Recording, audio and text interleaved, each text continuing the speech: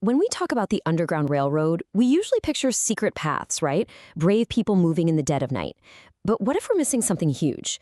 What if it wasn't just a network? What if it was a secret kingdom? So let's just lean into that idea for a second. Seriously, what if the Underground Railroad actually had its own royalty? Okay, so obviously we're not talking about an empire with land and castles. No, no. This was a kingdom built entirely on courage. Its power came from pure strategy, faith, and just this unbelievable, unshakable will to be free. And you can't have a kingdom without royalty, right? So today, we're going to look at 3 of its most powerful rulers. Get this. We've got a queen who was also a general. We have a king who ruled with total open defiance, and a master strategist who was basically the architect of the whole operation. All right, first up is a name I'm sure you know. But the titles people gave her, well, they tell a much bigger story about her incredible power. Let's talk about Harriet Tubman. To the people she personally saved, she was simply the queen. And think about that for a second. This wasn't some ruler sitting on a distant throne. She was right there, in the muck, on the ground, personally guiding more than 70 people to freedom. I mean, through unimaginable danger. That's how you earn a title like the queen. But queen was only half the story. The abolitionist John Brown, and this guy was a serious military thinker, he saw something else entirely. He called her General Tubman. Why? Because he saw her as an equal, a brilliant military strategist with just off-the-charts courage. And that general title, it wasn't just talk.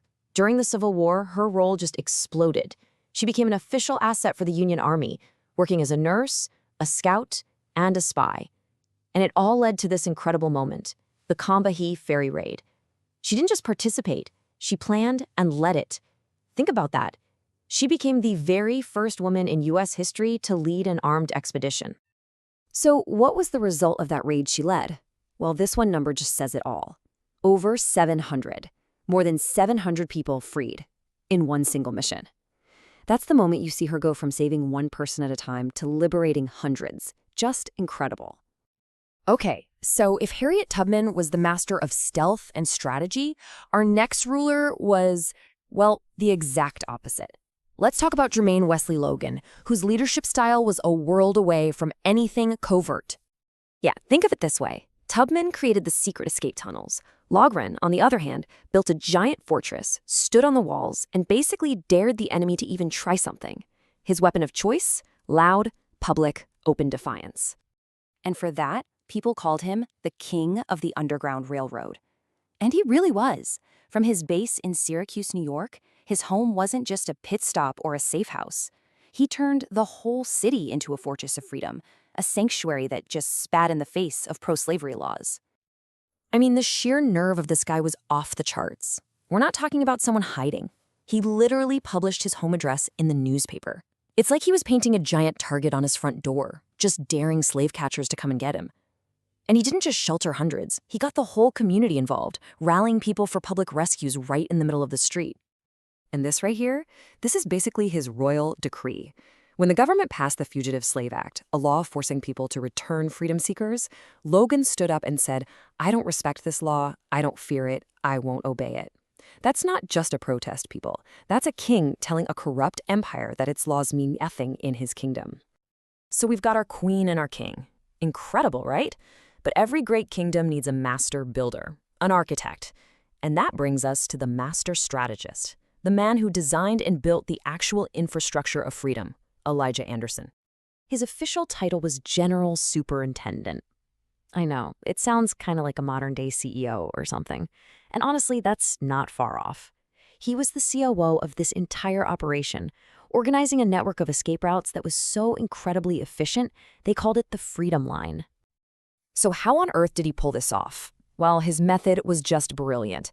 First, he built this huge network connecting routes across Kentucky, Indiana, and Ohio. Then, instead of just a few people at a time, he moved them in big groups, like 20 to 40 people, which was way more efficient. He even used these clever disguises, sometimes posing as a slave owner, so he could travel openly on boats and trains. And my favorite part, he used his blacksmith tools to tap out coded messages. It's just genius. But A story this incredible often has a tragic side. After helping maybe thousands of people find freedom, his luck ran out. He was captured in 1856 and thrown in prison. And then comes the truly heartbreaking part.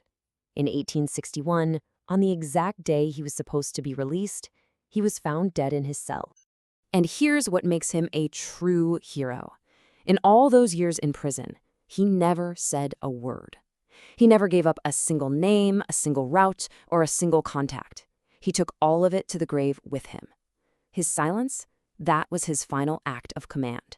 It was his last, selfless move to protect the entire network he'd built and every single person who relied on it. So you've got this queen of courage, this king of defiance, and this master strategist. Three very different leaders. So what's the common thread?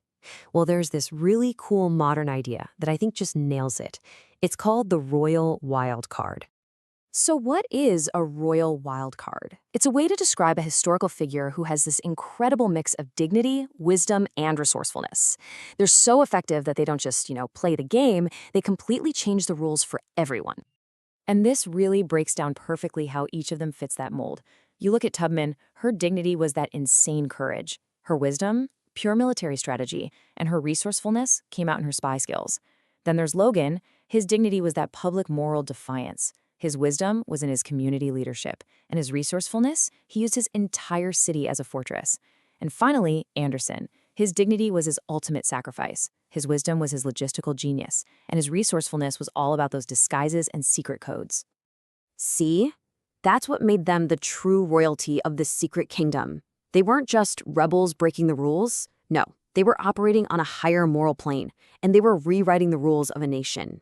They were the ultimate wild cards. And that really leaves us with one big question, doesn't it? These three completely changed the game in their time. So it makes you think, who are the wild cards today? Who are the people out there right now using their own brand of dignity, wisdom, and resourcefulness to rewrite the rules and change the game for the better? Heritage Owl's Underground Railroad Starboard game is a mini history lesson wrapped in a bundle of fun and brainy enlightenment, allowing players to navigate the freedom seeker's path while learning about white and black abolitionists facing unpredictable challenges, and reveals transformative solutions from their struggles, reflecting how similar battles in a new and elusive guise prevails today. You'll need the unwavering backing of the likes of William Still and Marianne Shadd carry cards. Additionally, the unwavering courage embodied by the likes of Charles Sumner and Elijah Parrish Lovejoy will serve you well. They are truly to die for in every conceivable sense. Cards like that of John Brown presents moral dilemmas, offering potential escape at a cost, reflecting the dramatic twists of John Brown's life and the game's commitment to historical authenticity. Conversely, the cleverness of the Henry Box Brown card. This little gem proves that sometimes a dash of creativity can take you way further than throwing punches. Prepare for a daring escape. Will you spill ink and use the power of words like Frederick Douglass, or unleash your inner hero and embody the brave spirit of Harriet Tubman? A little heads up. Reminiscent of the courageous days of the Underground Railroad, you won't be flush with cash on go, like in Monopoly. Here, it's all about sharpening that brilliant brain of yours and counting on the goodwill of random folks. The clock is ticking, and the hounds are closing in. Let the adventure begin, one move at a time.